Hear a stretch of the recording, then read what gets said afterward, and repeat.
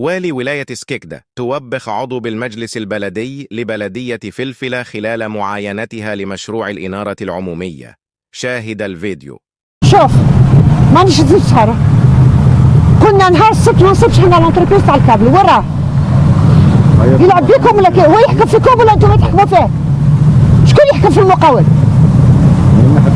ماشي باين عليك. انت فيس بريزيدون.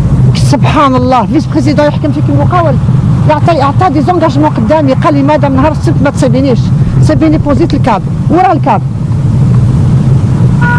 شوف انا اللي ديلي ما كاش نلعب فيهم، ان ديلي سي ان ديلي، باسكو مور ما يبوزي الكابل كاين شانتي واحد اخر يجي اسباس فيه يغرس، كاين نستنى هو يخرج لي انا، يخرج لي كان جوان،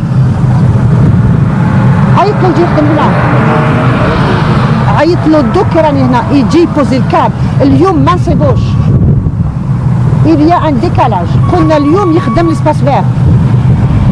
وشنو هي الاسباب؟ اليوم هذا نخدم لابارتي ثلاثة بوزارورة. عنده زوج خدامين، قولي رافورسي، هذا شانتي كبير، ما يجيبليش بدون برويطات، يجيب لي خدامين يغونفورس، قلت له تخدم في الليل باش نربحوا الوقت. عيط له من فضلك، عيط له راني هنا نشوفو هنا كي يبدا يخدم الاشغال، جو فو لو فوار.